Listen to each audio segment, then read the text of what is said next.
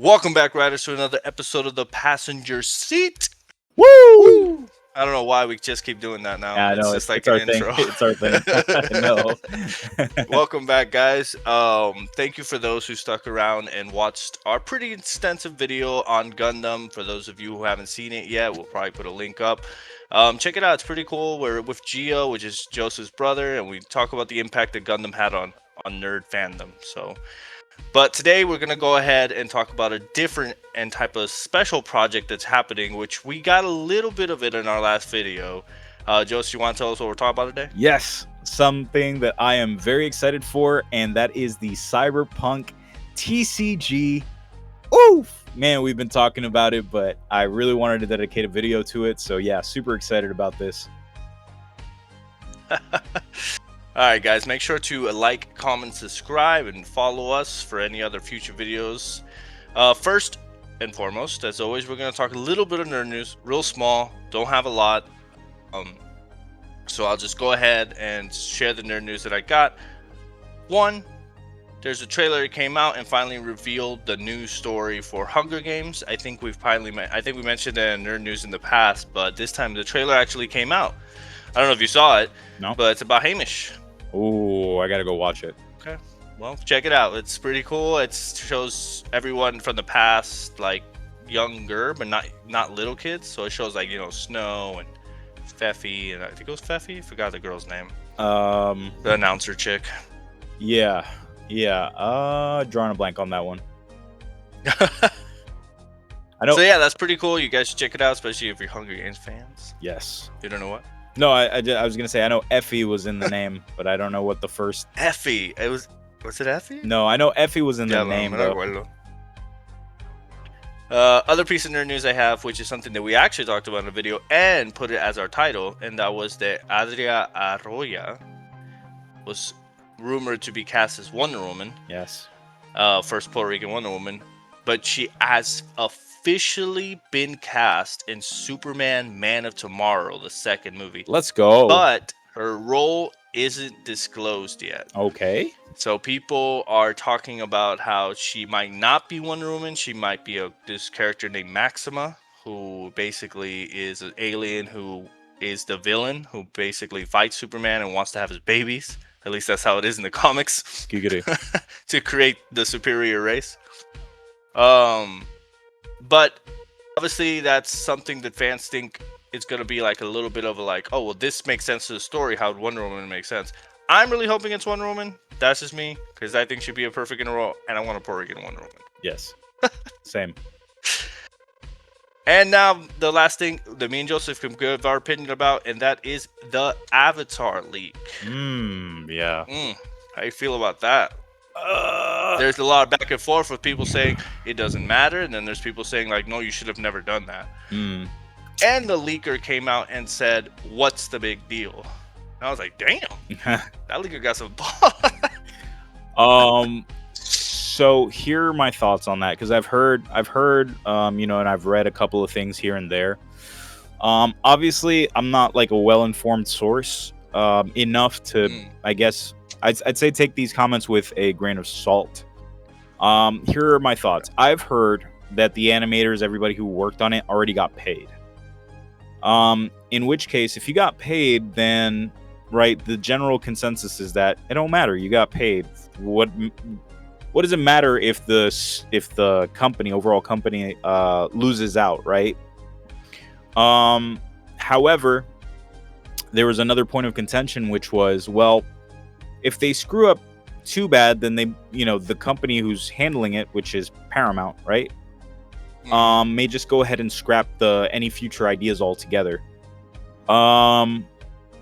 I don't know how true that is, because I mean Paramount is huge.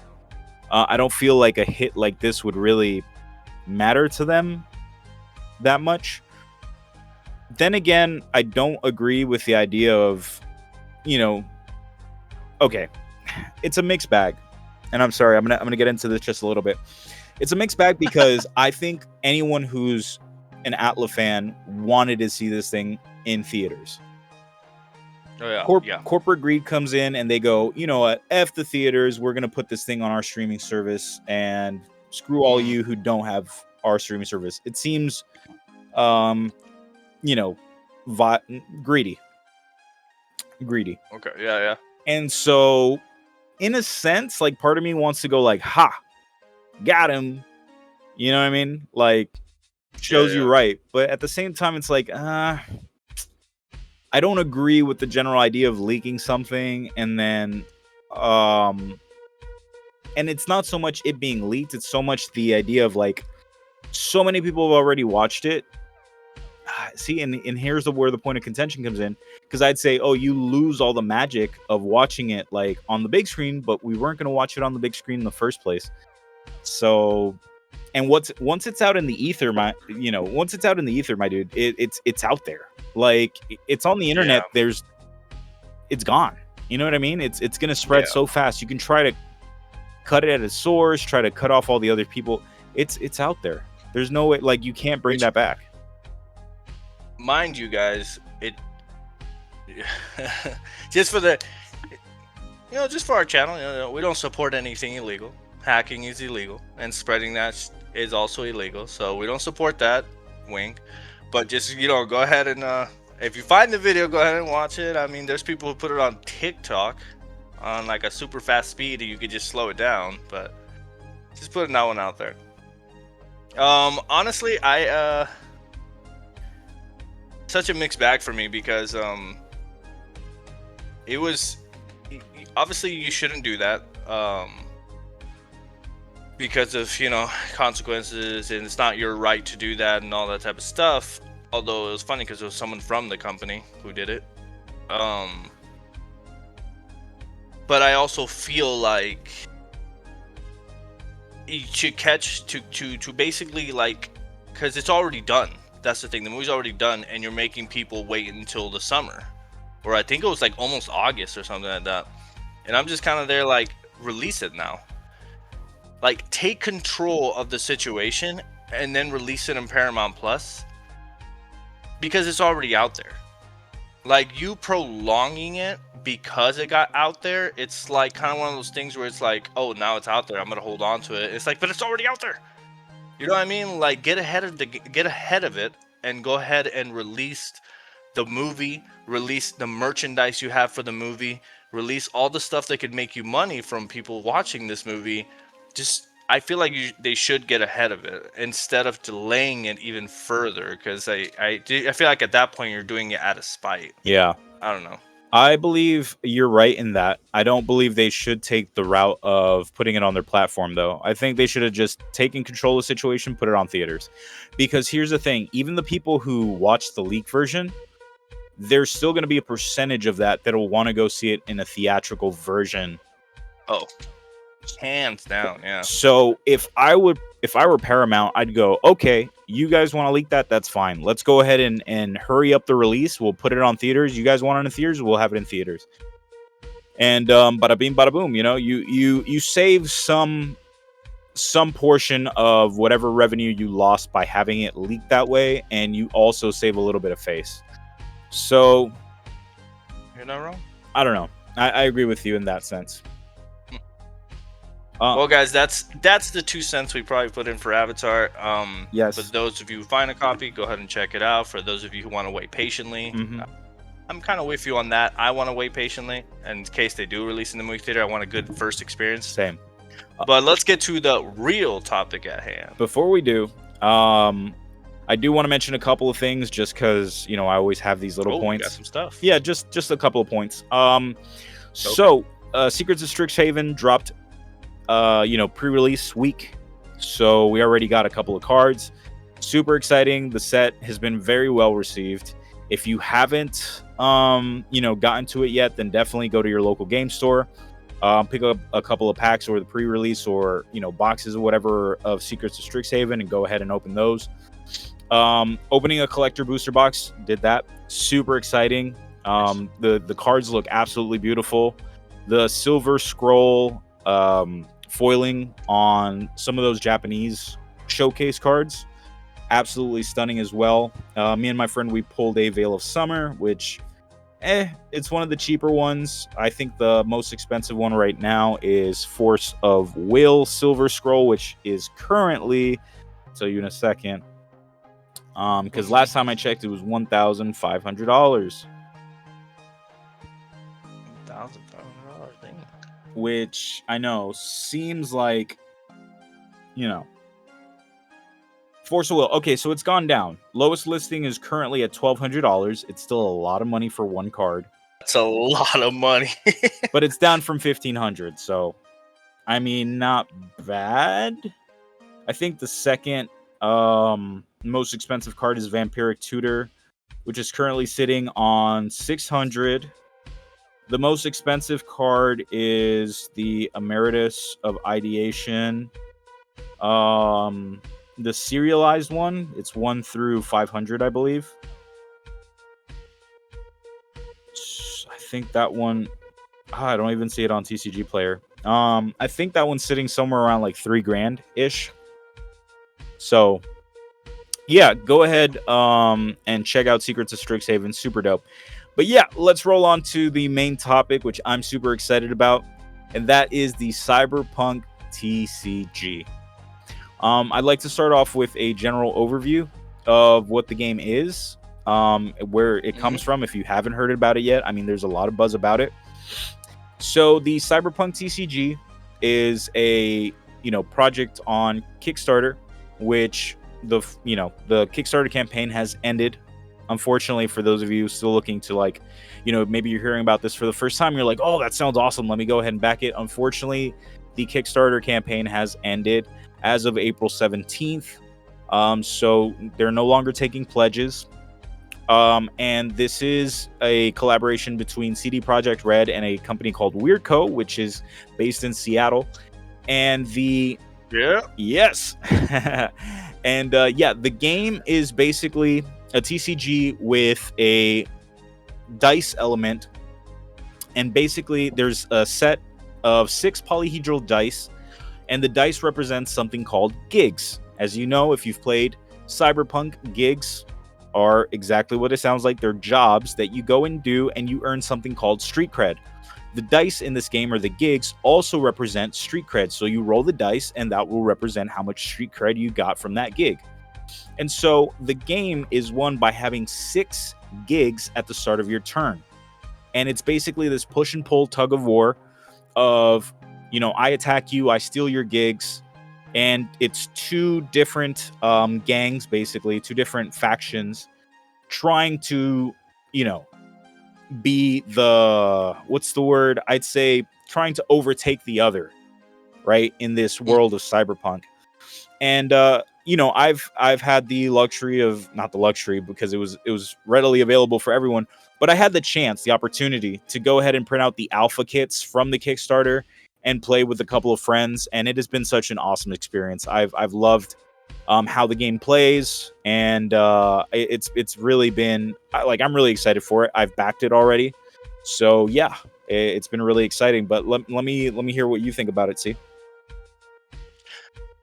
Let me start off by saying I'm not the biggest CCG person, so I had to do a lot of research on this. And honestly, from Kickstarter TCGs in general, and honestly from the Kickstarter TCGs, Cyberpunk is just, it kicked ass. Like, it is crazy in the history of Kickstarter TCGs how much this game actually made. Obviously, Altered being the last one with 6 million, it got dethroned by Cyberpunk. Basically, now Cyberpunk sits on the throne by a huge margin, and there's obviously the fan base has got to be enormous for Cyberpunk, because it is something incredible the way it rose that fast. Obviously, with more videos and more things showing how the gameplay is and how the concept of it and the cards, probably backed it even further than the initial fandom love. I just would assume. Right. So I actually think it did really great. I'm kind of excited that this is like, yes, it's backed by somebody, but also this is an independent company. So good, you know, I hope the best luck for that independent company to make this a success. But my the only thing I will say about the situation between them and Altered, because I've seen a couple videos and people like that, is I will give this to Altered that Cyberpunk can't take away, is that Altered did it without no IP. Right. So I can respect them for that, because that's hard. Right. It is very hard to do with no IP. I agree. That's just I agree. Yeah, so I was actually talking about this with a couple of friends of mine, talking about the whole IP thing, and I was mentioning that, yes, one of the reasons why I think Cyberpunk is doing so well is because of the fact that it has this, you know, massive IP behind it that's so loved by a large portion of the, you know, large portion of people. And because I was doing this comparison with Riftbound, which is the League of Legends card game, and I was saying, oh yeah. and I was saying like, I feel like if you took away, I feel genuinely, based on what I've heard, because I haven't played Riftbound, so I guess I can't really have an opinion about this one, but based on what I've heard from people who have played the game, is that without the IP, Riftbound wouldn't be as big as it is. That's my takeaway. The same could be said for Cyberpunk, but I played the game, and I think if you stripped it of the Cyberpunk IP and put anything else on top of it, it would still be a very, very fun, you know, game. And I was thinking, it's not like One Piece, where it's like if you strip One Piece away from it, no one plays that game. Right. But you know, my takeaway with this is there's a lot. I bet there's a lot of games that are flying under the radar that are amazing mechanically, but they just don't get the time of day because they don't have like an IP or something that's interesting to look at, right? That's what makes it so difficult. Yes. And like you said, you know, Cyberpunk did become the most funded TCG in Kickstarter's history. It's currently sitting at 27.3 million, which is huge. It is the third most funded Kickstarter in history, but it is the number one most funded TCG, or most funded game, I think. So congratulations to, you know, Weirdco, CD Projekt Red. Let's talk a little bit about Weirdco. Weirdco is a basically sort of like this indie company we mentioned, based in Seattle, and I think this is their first TCG, if I'm not mistaken. And here's the thing, right? We'll get into it a little bit more, because I do have pros and concerns regarding Cyberpunk TCG. The pros being the following, right? You know, I'm sorry, I got talking about Weirdco. I know this is going to be sort of like straying away from that, but it's because I want to talk a little bit more about that when I'm talking about my concerns. Here are the pros of the game. I think it's an innovative use of dice in a card game, where the common consensus for most card game players, most TCG players, is that dice mechanics and TCGs don't mix. So I think they've gone in a particular route with this game, where the use of the dice makes it seem much more interesting, and they've done it in a very fluid manner. And I think, you know, after playing a couple of games, I really enjoyed it, not just because of the dice aspect, but because they've made it so that the games are quick. Dude, games feel like they fly, dude. It's not like you're stuck at, like, for example, you know, obviously I have experience playing Lorcana. And yes, the game does play a lot like Lorcana, but Lorcana, I used to sit there, dude, and I used to be sometimes an hour playing one match. And then I'd have to go, or a round, I mean, and then I'd have to go into round 2 and sit there for another, possibly, you know, and obviously we're talking about non-tournament styles, because tournaments are timed. But if tournaments are an hour a match, or a round, or whatever you call it, a, you know, game of 2 out of 3, and you were on your first match or round for an hour, then you've already expended all the time you had for that specific match or round, and you can't go into a second one. So if neither person won, it's a tie. Yeah. So I'm glad that this game accelerates things in a way where it's like, oh, we can get this done in 15 minutes. And if we can't get it done in 15 minutes, then the game is going to force you to finish it one way or another. Because even if you don't end up stealing the gigs from the other person, it's going to go into overtime. And whoever takes a gig first will essentially become the winner. So it really accelerates the process. There's a couple of things in game as well, like the units or the characters. They can't be sold for eddies. Eddies is a resource in the game, much like lands and mana are a resource in Magic, or ink in Lorcana. So there are cards that can be sold for eddies, and as far as we've seen, units can't be sold for eddies, which means that the game is sort of pushing you to play units, and then just go for it, go ham, just rush. And it makes it feel much faster, which I can appreciate as a TCG player. The other pros that I have, and getting back into the whole Weirdco thing. So Weirdco, the creators, and from what I've seen from some of their podcasts, they are from a TCG background, which is reassuring, because as a TCG player, they know what TCG players want. And which is nice. Yeah, which is always nice. They are community driven. They have, they talk to the community in Discord. They receive feedback. They take that feedback and they implement it. And I think that's a wonderful thing to have when you're making a TCG that was funded by the people for the people. And you definitely have to take input, right, from the community which you started with.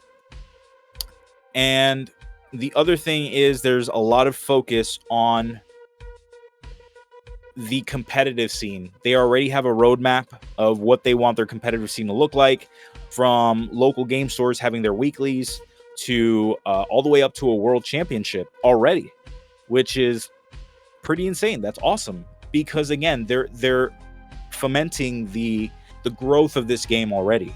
And they understand that that's what's going to be needed. I saw a couple of podcasts, and not to get too much into it, but there's a couple of takeaways from the podcast which cleared up some of my concerns. But one of the things I saw was regarding the competitive play. They understood from a TCG player standpoint that they needed to do these things so that it would be successful. Now, I'm going to go ahead and talk about my concerns, and then that'll be it for me. My concerns are the following, right? The altered effect. So altered, as we spoke about already, is it was highly successful on Kickstarter up until Cyberpunk, and it flopped. And basically because the way that they managed everything was kind of poor. Their novelty idea of QR codes on the car was a bad idea. But the issue here is that Altered and Cyberpunk has basically the same story, where there's this big company. I forget what the one was called for Altered, but in this case, in Cyberpunk, it's CD Projekt Red, this big company. And then they take this indie creator, which is Weirdco, whereas Altered had theirs, who I think it was their first TCG. And then Weirdco, this is their first TCG. It's basically sort of the story's sort of lining up. That is definitely a concern, though. From what I've seen, Weirdco has done a fantastic job of reassuring most of their community that it's not going to be an altered situation.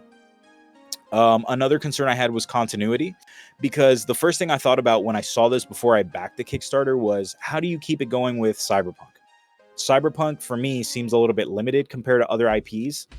And then when I sat down and I saw their podcast and they were talking, they were like, listen, we've scratched the surface with Edge Runners. We don't really have Edge Runners, which is going to be set 2.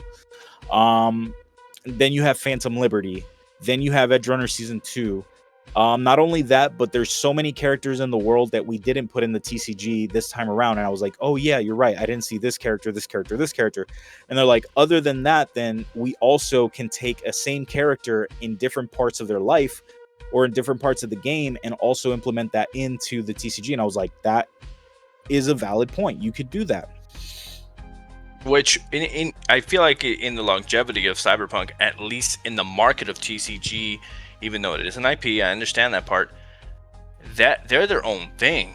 A lot of IPs are fantasy based. Yeah. I mean, not IPs. Sorry, TCGs are fantasy based. This is Cyberpunk. Like, it has its own type of world where they don't touch on that fantasy part. Hmm.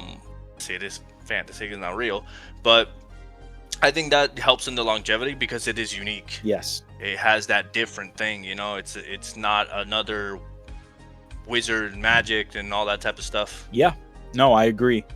And then finally, the last concern is meeting the demands of a Kickstarter. Now, this Kickstarter is huge, massive, and so obviously, with any Kickstarter project, we worry a little bit about fulfillment. I believe, obviously with Weirdco, and they're very smart, right, with the way that they've partnered up with these different companies like Displate and Dragon Shield, and what's the one for the dice? I forget which the one for the dice, because the dice look so fucking cool too. I mean, I can't stress enough how awesome those dice look. Dispel, I think, was a dice. They did a smart move in partnering with these other companies, and it seems like, because they only have to focus on like printing the cards and doing the fulfillment. I feel like it's looking good, but there's always that concern. That's something that I can't stress enough. With any Kickstarter, no matter how good it looks, there's always a concern about fulfillment. So Of course. those are my concerns. Otherwise, the game looks absolutely fantastic. And I honestly just can't wait to have those cards in my hand. Dude, I'm going to be so excited. And I had a lot of people doubting, like they were like, "Oh, this seems like altered," or "Oh, this new TCG in an overly saturated market." And Yeah, and then also like half of who is actually going to play it? Is half of those people who backed it really interested, or is half of those people which oh, they probably are. Half of those people are probably sellers. mhm. They're these F boys who buy them and then sell them for a extremely high price on eBay, and then no one ever gets to play, and you gotta go around and find one. See, but If you didn't back it in time. yes, I mean, there's always going to be that, right? No matter what way you put it. They did comment on that in the podcast too, speaking on scalpers, because scalpers are a huge problem in Mhm. TCGs. A couple things that I want to mention was the Kickstarter was great against scalpers, right? Because if you wanted it and you knew about it, then you go and you buy it and then you have it, right? Yeah. At like one of the best prices possible. Those who didn't get into the Kickstarter, will there be people selling the beta box from the Kickstarter afterwards? 100%. 100. That's just bound to happen. Are there people who are going to want to sell? But at the same time, that creates a market, right? And the game needs that. Of course. The game needs a Mhm. market, and so they're going to be collectors who are going to want to, who are seeing those Kickstarter cards with the specific marking, and they're going to want to go, "Oh man, I really want all those cards," and they'll find it. That creates a market. That's healthy. That's good. But it seems like we won't have as much of a scalping issue with this game, because the creators are conscious of that. Weirdco is conscious about that. That's another thing I wanted to mention. They spoke about this on the podcast, and they talked about question came in asking about whether they were going to sell to retail stores. If they were gonna distribute this through retail stores, and I think the answer, if I'm not mistaken, was no. They're gonna focus on local game stores, and I think that's awesome. Mm. I think that's an awesome way to go about it. I mean, will they eventually go into retail? Maybe, but I think that Yeah, it depends how big they get. yeah, but seeing how their focus is on the LGSs, which is honestly where it counts. If you're looking for a strong community, I think that's a smart way to go. But ultimately, that's all I had to say. I'm really excited about the Cyberpunk TCG. And Carlos, I don't know if you had anything to add before I close this out. Um, I don't really have much to add. I'm probably not going to play. I'm going to be honest with you guys. If Joseph ever comes with a deck, I'll go ahead and play with him.